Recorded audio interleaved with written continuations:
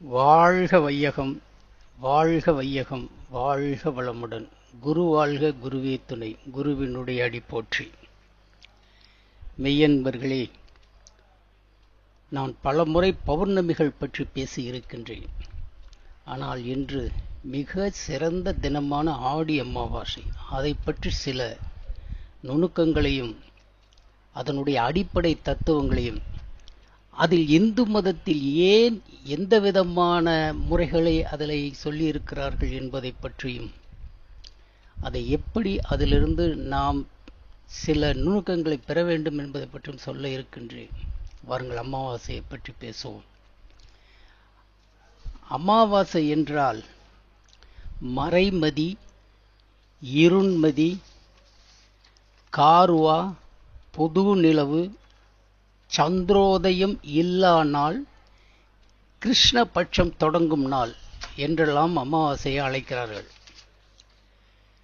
சமஸ்கிருத மொழியில் அமாவாசையை நமவாஷ என்று அழைப்பதுண்டு. நா என்றால் இல்லை என்ற அர்த்தம், மா என்றால் சந்திரன் என்ற அர்த்தம், வாஷே என்றால் இருப்பு.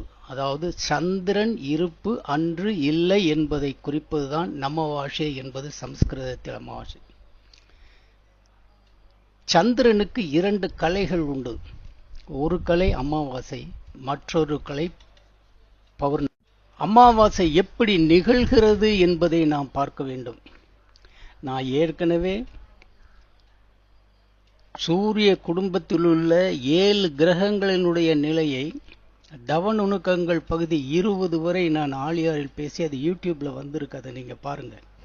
அதுல விவரமா சொல்லியிருப்பேன். அந்த கிரகங்களினுடைய சுற்று பொசிஷன் எந்தெந்த இடத்துல எப்படி எப்படி நம்ம லொக்கேட் பண்ணி தவம் இருக்கணுங்கிறத அதை பத்தி சொல்லியிருக்கேன். யூடியூப்ல இருக்கு, பார்க்கலாம் நீங்க. பொதுவா பூமிக்கு துணைக்கோள் சந்திரன். பூமியிலிருந்து 2,30,000 மைல்கள் வேகத்தில் பூமியை சுத்தி கொண்டிருக்கிறது சந்திரன் என்பது உங்களுக்கு எல்லாத்துக்கும் தெரியும். இதோட சேர்த்துதான் சூரியன் தான் இருப்பிடத்தில் அதுவாக சுற்றி கொண்டிருக்கிறது. அதை இந்த பூமி நம்மளுடைய நிலவோடு சேர்ந்து சுட்டுகிறது. அதெல்லாம் தெரியும். அதெல்லாம் ரொம்ப விளக்குறதுக்கு நேரம் இல்லை, அதனால புரிஞ்சுக்குங்க. அப்படி சுற்றும் பொழுது எப்பொழுதெல்லாம் பூமிக்கு இடையில் சந்திரன் வந்தால், அது ஒரு நேர்கோட்டில் வரும் பொழுது சூரியனுடைய ஒளியை முழுவதுமாக மறைத்துவிடும் இந்த சந்திரன். ஏன்னா பொசிஷன் அப்படிப்பட்ட பொசிஷன். சூரியன், சந்திரன், அதுக்கடுத்தது பூமி. அப்ப பூமியினுடைய சூரியனுடைய ஒளி கதிர்களை மறைக்கும் பொழுது சந்திரன் அப்படியே மறைவாகி விடுவான். பூமியிலிருந்து பார்த்தா தெரியாது. இதுதான் என்னன்னு கேட்டீங்க அப்படின்னா அமாவாசை நிகழ்கின்ற. இந்து மதத்தில் அமாவாசையை பற்றி எப்படி என்ன கூறுகிறது என்று பார்ப்போம். நமக்கு எல்லாம் தெரியும், மாதம் ஒரு முறை ஒரு அமாவாசை 15 நாள்களுக்கு ஒரு தடவை வருகிறது. அடுத்ததை விடும்போது 30 நாள், மாசம் ஒன்றாயிடும். அப்ப 12 அமாவாசைகள் வருகின்றன. இதில் மிக மிக முக்கியமான அமாவாசைகள் 2. அதில் ஒன்று ஆடி அமாவாசை, மற்றொன்று புரட்டாசியில் வருகின்ற அமாவாசை, மாகாளி அமாவாசை என்று சொல்லுவார்கள். இந்த மாகாளி அமாவாசை என்பது பொதுவாகவே இந்த காலங்களில் ஏன் 12 அமாவாசைகளை காட்டிலும் இது முக்கியத்துவம் பெறுகிறது என்றால், எல்லா கிரகங்களும் சூரியனை நீள்வட்ட பாதையில் சுற்றி கொண்டு இருக்கின்றன. அப்படி நீள்வட்ட பாதையில் சுற்றி இருக்கும் பொழுது எப்பொழுதெல்லாம் இந்த சூரியனை விட்டு விலகுகின்றதோ அப்பொழுதெல்லாம் சூரிய கதிர்கள் கம்மியாக தான் பூமியில் படும். அப்போ ஓரளவு இந்த கதிர்களினுடைய ஆதிக்கம் இல்லைன்னா அதுவும் ஒரு இருட்டனுடைய அறிகுறி தான். அது கண்ணுக்கு தெரியாது. அந்த மாதிரி நேரங்களில் எப்ப நிகழுதுன்னா, ஆடி மாசம் என்பது ஜூலை ஆகஸ்ட்ல வருது, புரட்டாசி என்பது செப்டம்பர் அக்டோபர்ல வருது. இந்த 2 அமாவாசையும், அதாவது 4 மாத காலங்கள்ல சூரியனிலிருந்து ரொம்ப தள்ளி போயிடுது. அப்ப அந்த நேரத்தில் என்ன ஆகுது? அமாவாசை நிகழும் பொழுது சூரிய கதிர்களும் இல்லாமல் பாதி இருட்டாயிடும். ரெண்டாவது, அமாவாசை அன்று சந்திரன் முழுவதுமாக மறைக்கப்படுகிறது. அதனால அது மிக மிக கடினமான நாளுங்கிறாங்க நம்ம முன்னோர்கள். அமாவாசையினுடைய அடிப்படை தத்துவம் என்னங்கிறத நம்ம பார்க்கணும். அமாவாசையில தாங்க ஆகரண சக்தி அதிகமாக இருக்கும். கடலினுடைய அலைகள் எவ்வளவு உயரம் தெரியுமா? ரொம்ப உயரத்தில் எழுந்து கடல் அலைகள் அடிக்கும். அந்த நேரங்கள்ல தான் எப்பொழுதெல்லாம் பூமி கடும் இருட்டாகிறதோ அந்த நேரங்களெல்லாம் தேவதைகளினுடைய எழுச்சி அதிகமாக, அதை மறந்துடக்கூடாது. அதே மாதிரி அந்த அந்த துர்தேவதைகளின் எழுச்சி அதிகமாக அதிகமாக அதிக துர்மரணங்கள் ஏற்படுங்கிறாங்க முன்னோர்கள். அதனால அந்த மாதிரி காலங்கள்ல தான் நம்மளுடைய மனதில் எந்த கெட்ட எண்ணமும் இருக்கக்கூடாது, நினைக்கவும் கூடாது, தீய செயல்கள் சிறிதிலும் செய்யக்கூடாது. ஏன்னா அந்த நாள்ல அதை செய்ய ஆரம்பிச்சீங்கன்னா பெருகி பயங்கரமா பெருகி ஓட ஆரம்பிச்சிடும். அந்த இருட்டுல தான் கெட்ட காரியங்கள் நிறைய நடக்கின்றது என்றுகின்றதை நம்ம அறிவோம். அதுக்கு புராணத்திலே நம்ம ஒரு உதாரணம் கூறலாம். காரணம் என்னன்னு கேட்டீங்கன்னா, பிரதோஷம் அப்படின்னு நீங்க ஒன்று கேள்விப்பட்டிருக்கீங்க. அந்த பிரதோஷம் என்றால் என்னன்னு கேட்டீங்கன்னா, அமாவாசையிலிருந்தோ அல்லது பௌர்ணமியிலிருந்தோ 13ஆம் திதியாக வருகின்ற திரியோதசி என்ற அந்த திதியில தான் அந்த பிரதோஷ காலம் நிகழ்கிறது. அது என்ன காலம்? சூரியன் அஸ்தமனம் ஆகும்போது, அதாவது மறையும் போது 1.5 மணி நேரம் முன்பின் நிகழும் காலம்தான் இந்த பிரதோஷ காலம். அந்த காலங்கள்ல தான் நாம் முந்தி சொன்ன மாதிரி துர்தேவதைகளுடைய ஆட்சி நடமாட்டம் அதிகமாக இருப்பதால் உயிர்கள் நாசமும் அதிகமாக இருக்கிறது.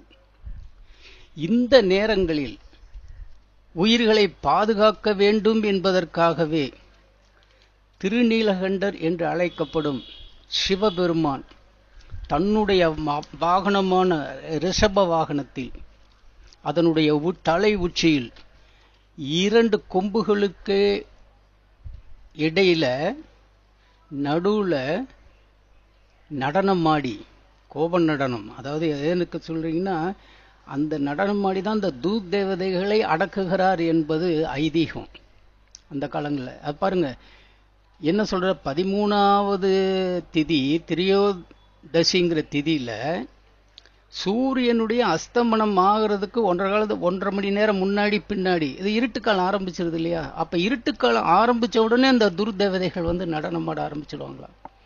கொத்து கொத்தா மடியக்கூடிய உயிரினங்கள் மடியுது இல்லையா? அப்ப மடியும் பொழுது அதை வந்து தடுக்கணும் இல்லையா? சிவபெருமானுடைய கடமை இல்லையா?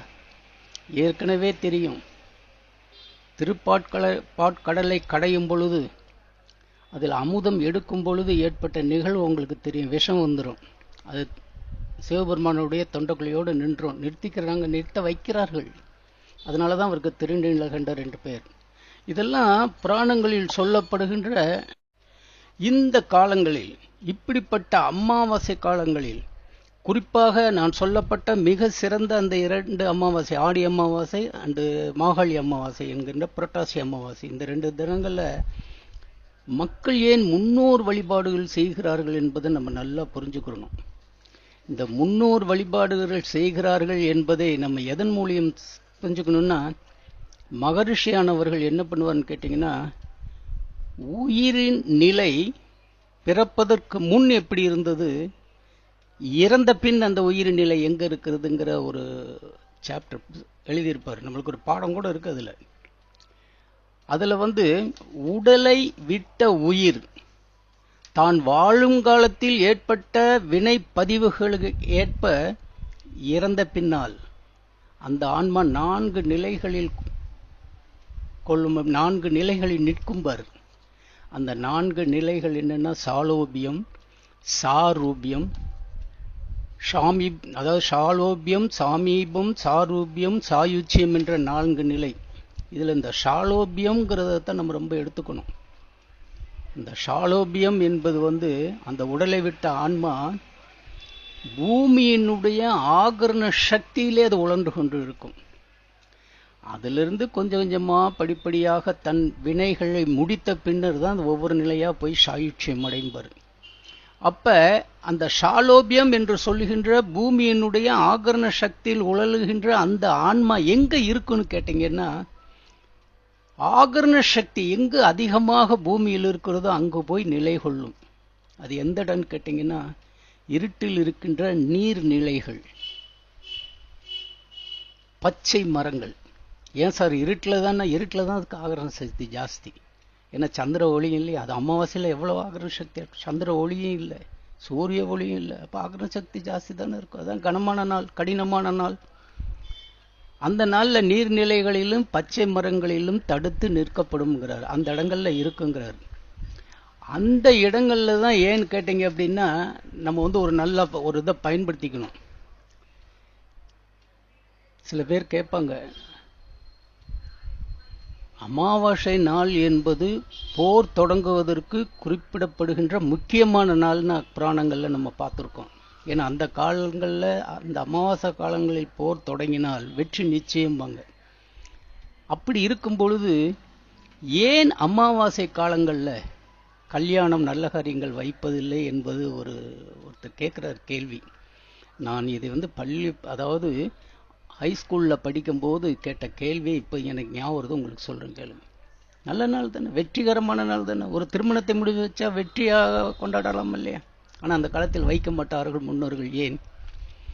பொதுவாகவே நம் இந்து மதத்தில் எந்த காரியம் செய்தாலும் தாய் தந்தையர்களுடைய ஆசி அதில் இருக்கணும்.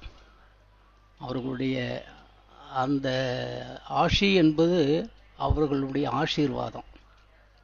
அதோடு சேர்த்து அவர்கள் எப்பொழுது ஆசீர்வாதம் கொடுக்கிறார்களோ அப்பொழுது முன்னோர்களும் அவர்களோடு சேர்ந்து ஆசீர்வாதம் கொடுப்பார்கள். எந்த காரியம் செஞ்சாலும் அவர்களுடைய ஆசீர்வாதத்துக்கு அப்புறம்தான். திருமண காலங்களில் மணமேடைகளில் யாகம் வளர்த்துவாங்க பார்த்தீங்களா? நெருப்பு மூட்டி யாகம் வளர்த்தும் பொழுது எப்பொழுது அந்த நெருப்பை அவர்கள் தொடுகின்றார்களோ அந்த நெருப்பை பற்ற வைக்கும் பொழுதே நமது முன்னோர்கள் அந்த மேடையில் அமர்ந்து விடுவார்கள். அவர்கள் வந்த பின்னாடி நம் குலதெய்வம் அங்கு வசிக்கும். அதன் பின்னாடி நம்ம இஷ்ட தெய்வங்களும் வந்துவிடும். அதன் பிறகு தேவர்களும் அங்கு வந்து விடுவார்கள். தேவர்களும் அங்கு இருப்பார்கள். அந்த நிகழ்வோடு தான் இந்த மணமேடையில் அந்த நிகழ்வு நடக்கிறது. இத்தனை பேர் ஆசீர்வாதம் செய்துதான் அதை நடத்துகிறார்கள். ஆனா அமாவாசையில நீங்க வச்சீங்கன்னா அவங்க எங்க இருப்பாங்க? நீர் நிலைகள்ல இருப்பாங்க. அமாவாசை காலங்கள்ல நீர் நிலைகள்ல தனக்கு உணவு வேண்டி, ஐதீகம், இந்து மதத்தினுடைய முழு நம்பிக்கை, முன்னோர்களுக்கு உணவளிக்கும் நாள் தான் அது. அதனாலதான் முன்னோர்கள் வழிபாடு என்பது மந்திரங்கள் சொல்லி தர்ப்பணம் செய்தல். அந்த நேரத்தில் அங்க இருக்கும்போது நீங்க அமாவாசையில வச்சீங்கன்னா என்ன ஆகும்? கண்டிப்பா அவர் தாய் தந்தையர்கள் ஆசீர்வாதம் உங்களுக்கு கிடைக்காது. அதனால நீங்க எப்பொழுதுமே எந்த காரியம் செய்தாலும் எது செய்தாலும் அவர்கள் ஆசீர்வாதம் உங்களுக்கு இருந்து கொண்டே இருக்கணும். இன்னொன்னு சொல்றேன், மகரிஷி சொன்ன ஒரு முக்கியமான கருத்தை மனசுல வச்சுக்குங்க.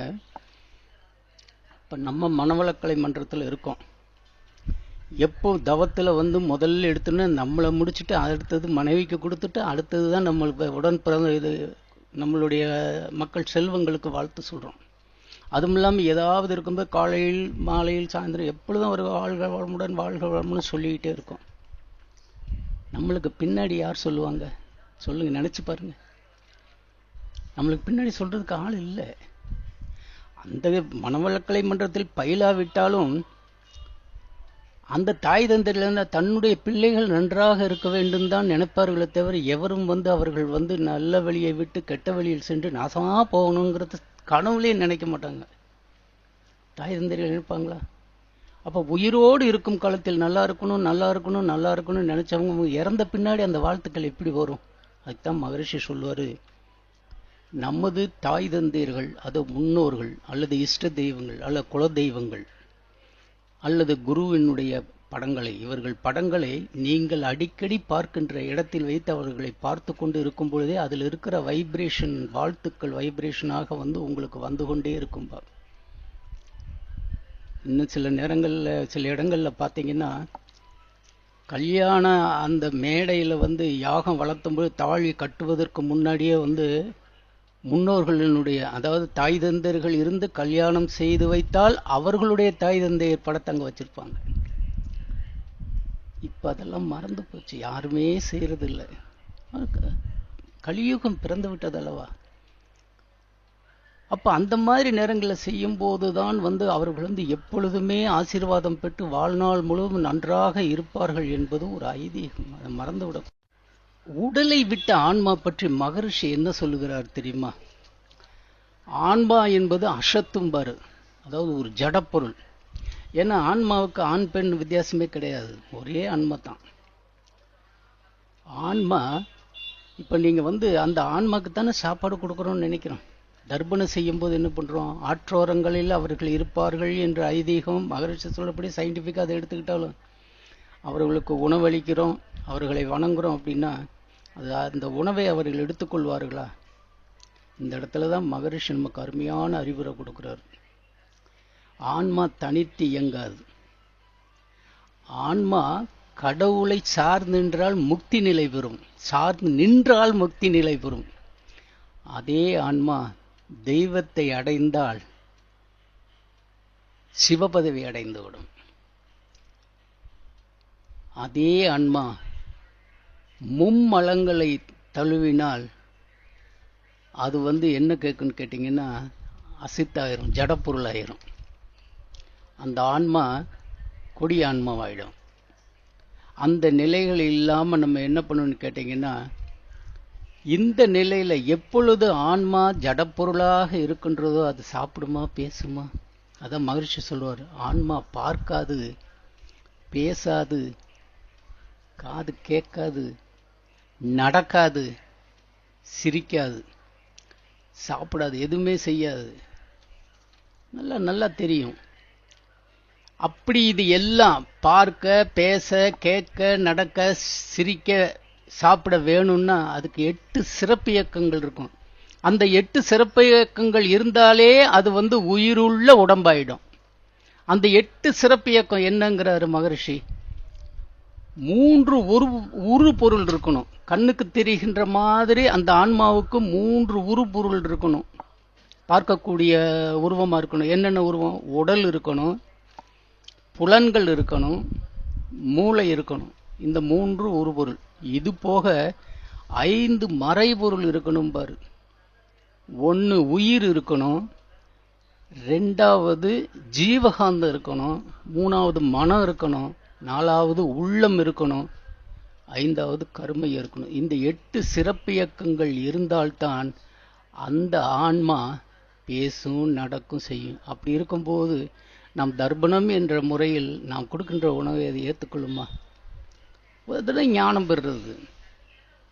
பின்னாடி வருவோம். மகரிஷி தர்ப்பண அமாவாசையில் கொடுக்கலாமா வேண்டாமான்னு சொல்றங்கிறது என்ன சொல்றாருங்கிறத நம்ம பின்னாடி பார்ப்போம். மகரிஷியிடம் சில அன்பர்கள் கேட்குறாங்க, ஐயா அமாவாசை காலங்களில் தர்ப்பணம் செய்யலாமா அப்படின்னு கேட்டால் மகரிஷி என்ன சொல்லுவார்னு கேட்டிங்கன்னா, தர்ப்பணம் செய்யக்கூடாது என்பதை சொல்ல மாட்டார்.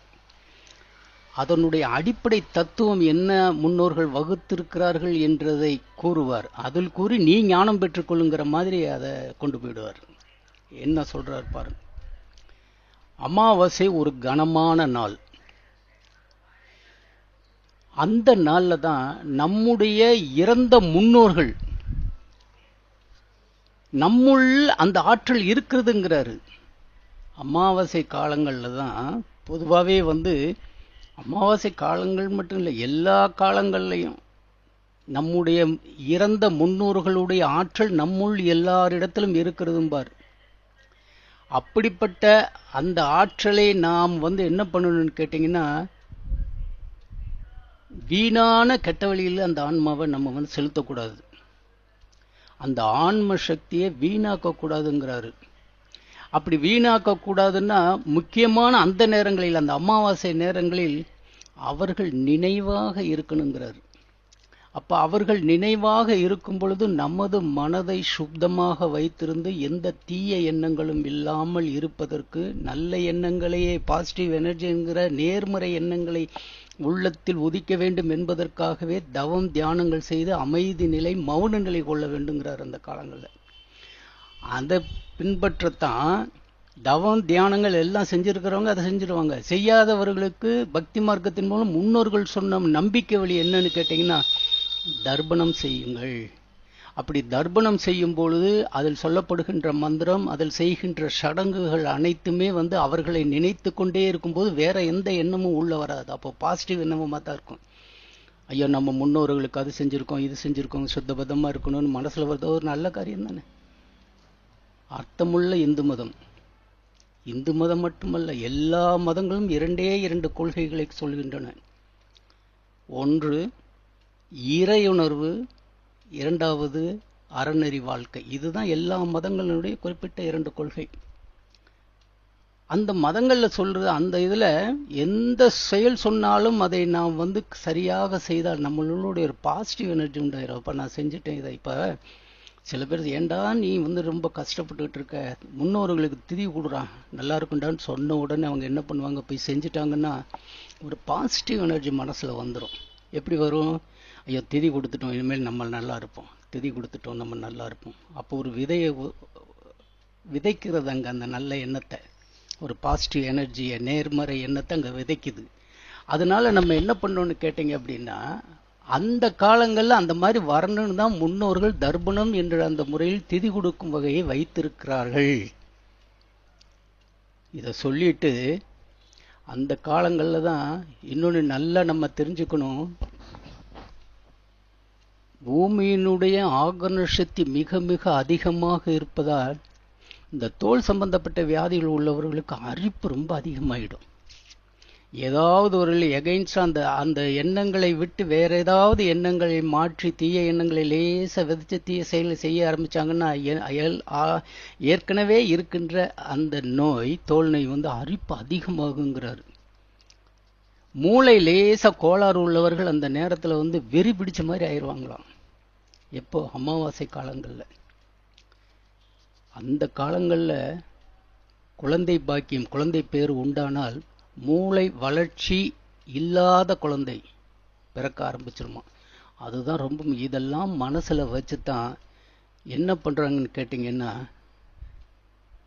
நீங்க நல்ல முறையில் அந்த நாள்ல மனசை சுத்தமாக தீய எண்ணங்களின்றி இருக்க வைக்கணும்னா, நம்பிக்கை மார்க்கம் என்று சொல்லப்படுகின்ற பக்தி வழியில் இருப்பவர்கள் தர்ப்பணம் செய்து அந்த எண்ணத்தை வைத்துக் கொள்ளலாம்.